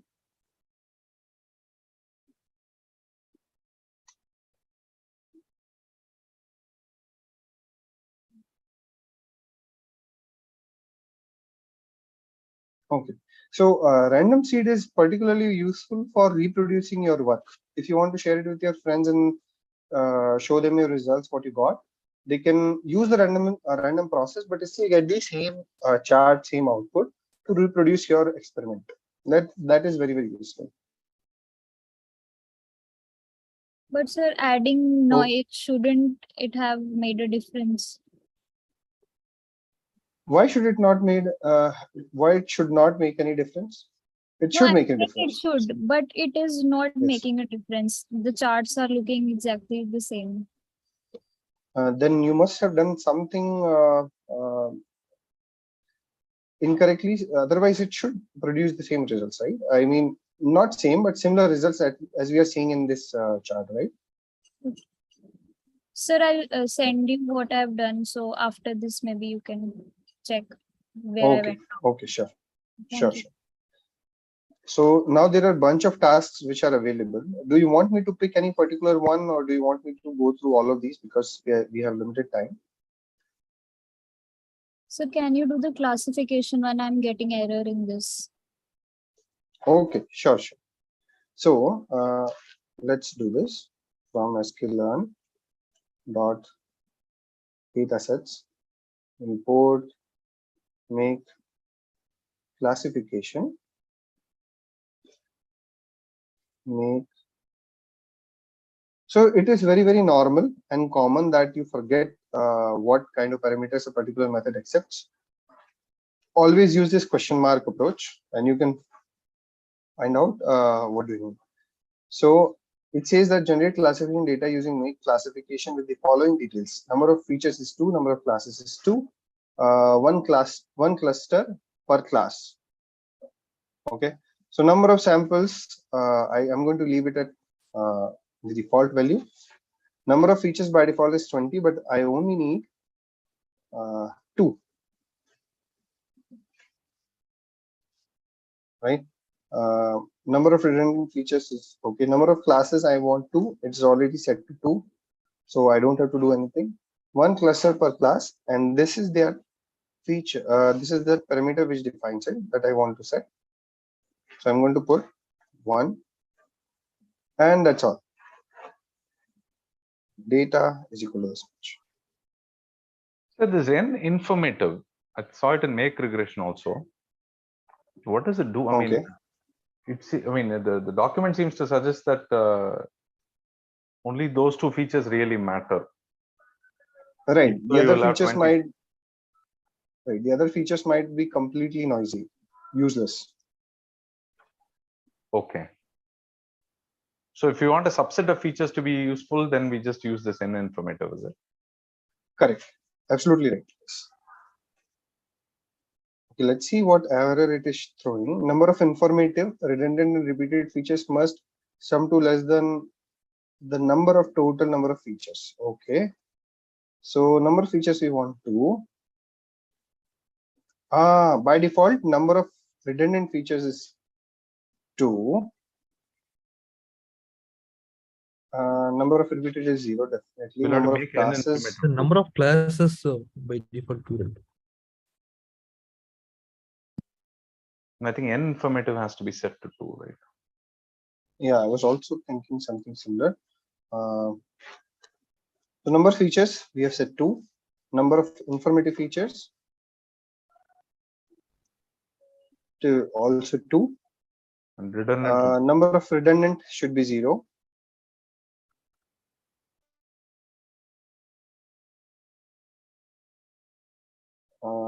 Yes, number of repeated 0, number of classes. I think it should work now. Redundant number spelling. of. Okay. And number of classes. Commas missing. Sir, actually, informative, redundant, and this repeated has to equal to the features. Should be equal to the features. So you have to include it repeated. Repeated also 0. Repeated is by default 0, right? There it is. Yes. Yeah, even n informative we don't need to put in because the default is 2. I think only it's already 2. Yes, absolutely right. And only 0. Okay. Okay. Correct. Now what it says, general classification with the following details. I think that's it. We can test it out whether our data, generated data, has what we need or not. So let's say 0 dot shape. So it is 100 by 2, 100 number of samples and 2 number of features. And we can also see the classes, right? Which is 1 dot. I don't know, unique will work or not, because it's not a data frame or a series object. No, it's not going to work. Let's print it out directly. There should be, okay, there are 2 samples on, there are 2 values only, 0 and 1. So we have two classes. Yes. So why do we have to provide an informative and redundant? Sorry, why do we have to provide these arguments and informative and redundant? Right. So n represents total number of features, correct? N features. Yes, yes. N informative represents how many useful features are there, correct?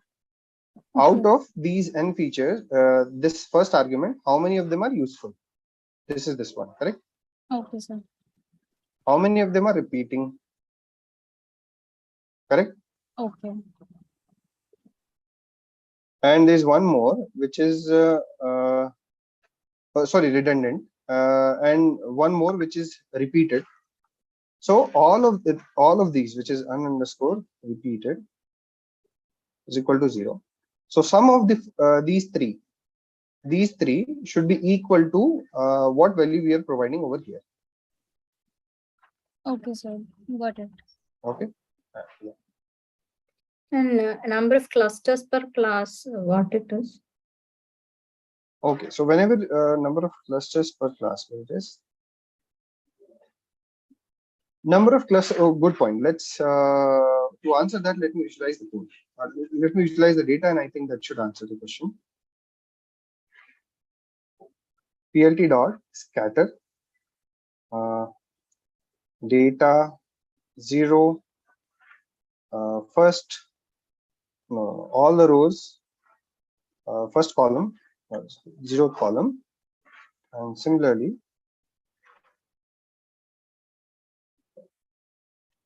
first column. This is the scatter plot, and C is equal to data 1. That's all. Now you can see that as of now, it's not very clear what is the meaning of it. Let's set number of clusters per class is equal to something like 2. Okay, and now plot this one. Okay, now you can see that. Do you see this purple points? Yes, sir. Right, now you can see that there are two smaller clusters on the chart. Okay, so one for on the each right, one on the class, groups are different. Exactly. So actually, I should increase the number of features to not number of features, but number of samples to make it more clear. Let's make it 1000.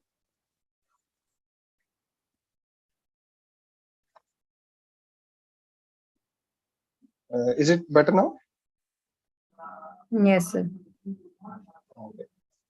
So unique method cannot be used with NumPy array, right? Sorry. The unique. Unique. Yeah. That cannot be used with NumPy. It's only for. You can, sir. I don't remember the NumPy also. Oh, NumPy.unique. Yeah. NumPy.u. I forgot the name of the API. Unique only. So okay. Unique method is for series, right? That unique method. Right. Okay. Not for data frame. It is also well, it is always useful for series. Is definitely you want to call that a unique or number of unique on a series on a particular column. I have not tried it on data frame. Maybe it will give you the unique values for each and every column. Excuse me, sir. May I ask a question? Sure. So what is the difference between the repeated features and redundant features? Good point. I think repeated features are the features which are just being copy pasted, and redundants are the ones which do not add any value, even though they are not copy pasted. Okay, let's check it out.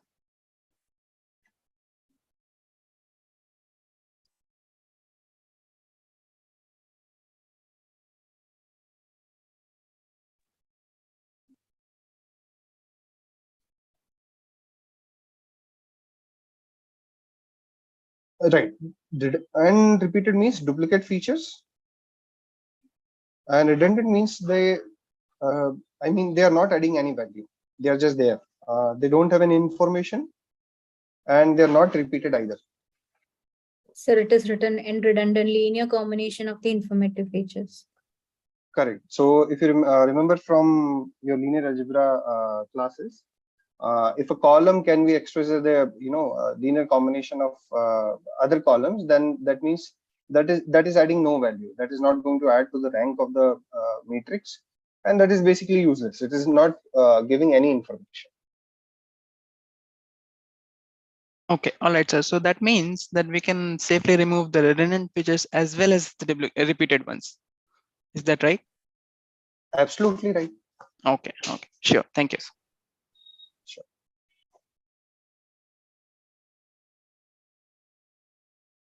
Okay.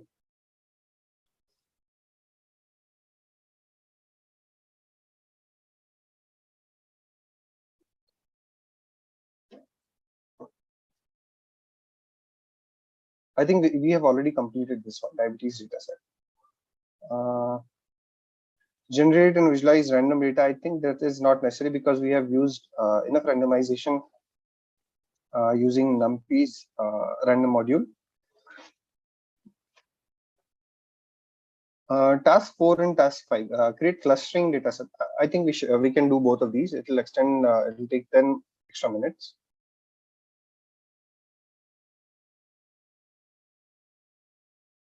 That will be just make blobs, right? Task 4. Absolutely, make blobs. Do you want me to do it, or is that okay if I skip it? Sir, let's do it. Yeah, okay. Please do it, sir. Okay. So from sklearn dot create assets, import make blobs. I think the spelling is correct. Yes, make blobs. Yes, make blobs. And again, whenever in doubt, what it accepts, you want to see what it does, always use question mark. Make blobs. Number of samples, number of features, centers, cluster and standard deviation, center box. Okay, this is a little more interesting if you want to give it a range of range where the points should be in. Shuffle true, and that's all. So basically, what the important ones are number of samples, features, and centers. So we want two features, n underscore features is equal to 2, comma, what is the next thing that it wants? 3 clusters. I think that is defined by centers. Let me be sure. Right, integer. So we are going to give it number of centers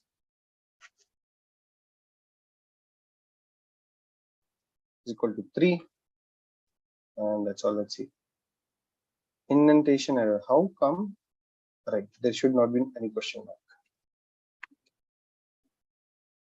Right, so it generates data. It's right over here, and I think we can use this line again for visualizing the data set in this cluster.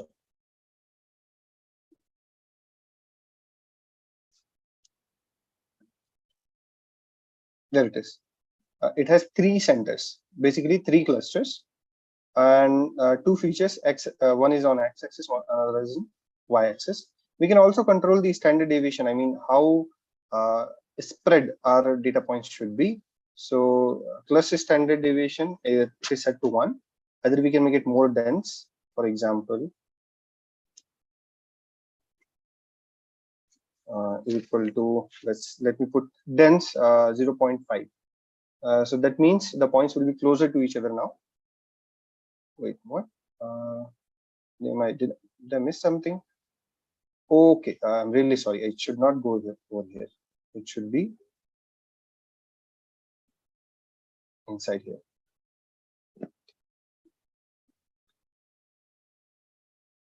There it is. Now they're very, very close to each other, very, very dense. I can put it like 3.5. They will be very, very spread, and they will possibly be overlapping, and there you go.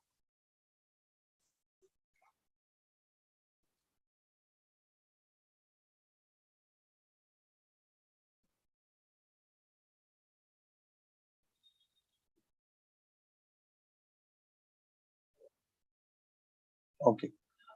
Any questions?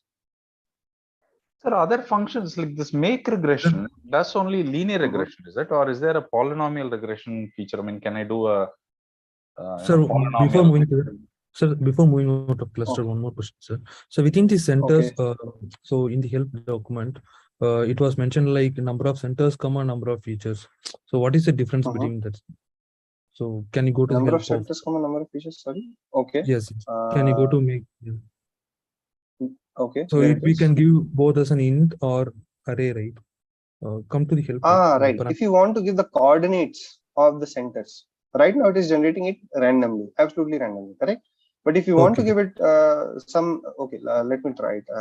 Numpy dot. Oh, I have to see its format. Centers.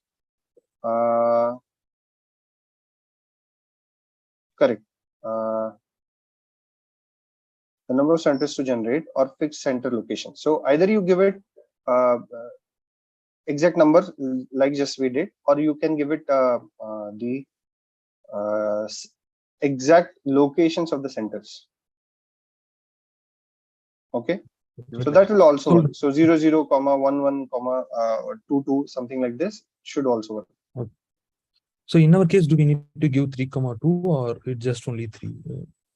No, I think 3 will work. We just want 3 random centers, and that is okay. Okay, sir. All right. Coming to the other question, which was in make regression, can we create polynomial? Right. I'm not sure about that part.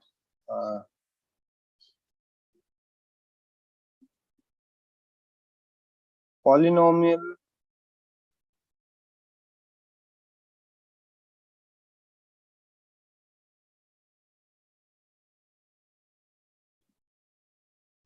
Or if I put a lot of noise, then I can only fit it with the polynomial. Does it work like that? Well, if you want to create polynomial data sets, that is absolutely easy. That is fine. We can do it. Let me show it to you if that is okay.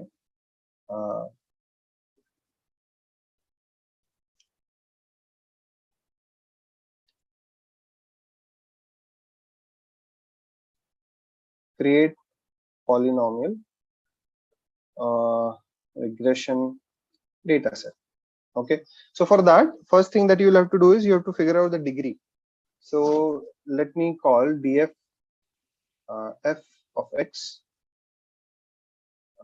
Let's say I'm generating data set for third degree polynomial. 2 minus 3 of x. Okay, not 3 of x, it should be 3 star x. Let's say plus or minus 2, something like this. And there should be a star over here. Okay, so imagine that you have a function which is x cubed plus 2x squared minus 3x minus 2. This is the polynomial function that you want to use as a generator for your polynomial regression task. Okay, now np dot in space minus 5 comma 5 comma let's say 200, x is equal to this much. Your y is f of x, and then what you do is plt dot plot x comma y. Let's say this is your some polynomial function that you want to use to generate data. Okay, right.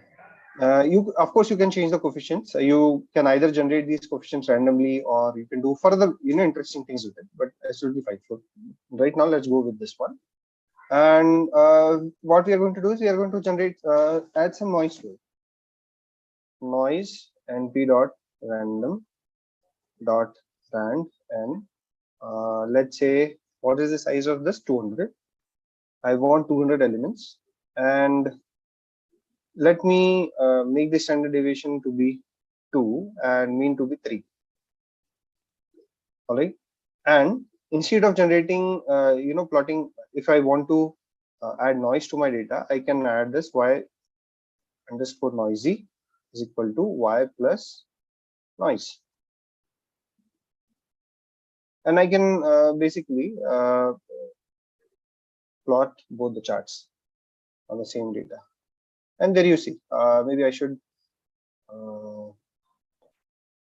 increase this 5 standard deviation to be, let's say, something like 8. Let's see what it gives me. Now you can see I have noisy data, and as well as I have the original generating function. You can use something like this. Right, sir. So we just use it using basic NumPy. That's it. No. Absolutely. Okay.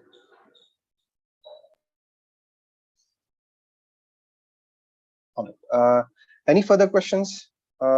You can also any further questions on this or anything that we have covered so far? Can you do Sir, regarding the diabetes dataset, can you go up? Yes.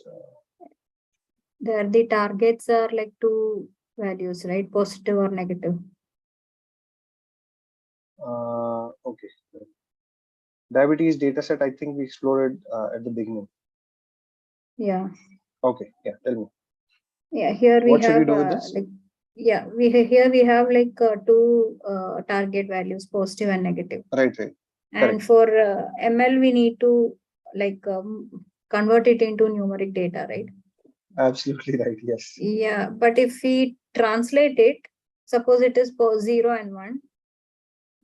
And then how do we know which is 0 and which is 1 after the conversion? Any good point, like good link point. or? Definitely. So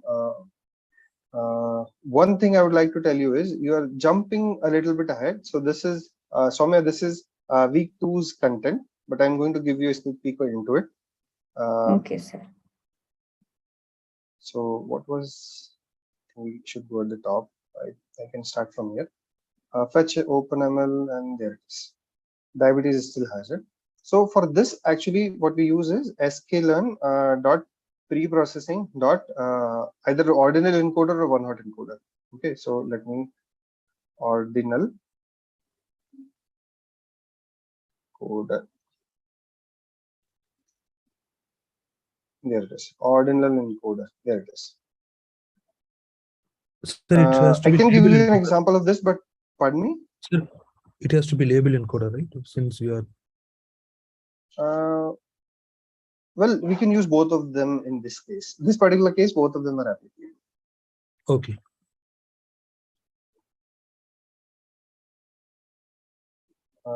Which there is ordinal encoder. We can use ordinal encoder, or we can use label encoder or one-hot encoder. There are multiple methods of encoding data sets. Yeah, but decoding is my question. Good point. Good point. So, yeah. for example, yeah. So whenever you encode something that with particular object, in this one we are using this. See, where did it go? This PNC object, which is ordinal encoder, correct? This is your data, and you want to encode it with PNC.fit. So first of all, by fitting, it is this encode object is learning what is inside that data, what has to be encoded. At that information, it keeps it with itself. It keeps the mapping of, okay, male is 0, female is 1, and something like that. Okay. Okay. It keeps that information with itself, and when you inverse transform, that mapping comes into effect when you want to inverse transform. So you have the transform data, but you want to retrieve the original data, how it looked like. You can do it like this. So this has the information about it. Okay. Okay. Okay, sir. Got it.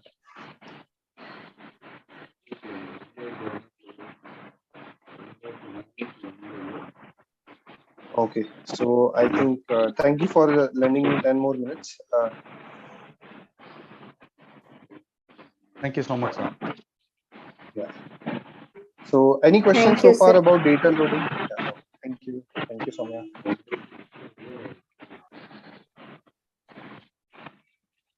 So if you have any further questions, I'll make sure that this course is up and running so that you can post your questions over there. So there were some questions which were a little bit ahead of time. For example, data pre-processing. So I can tell you that there will be complete tutorial about how to transform data, numerical as well as categorical, in the next week, which is next week's topic is data pre-processing. So there will be proper details about it. Okay, sir. Okay, fine. Okay. So any further questions from anyone before we close the session?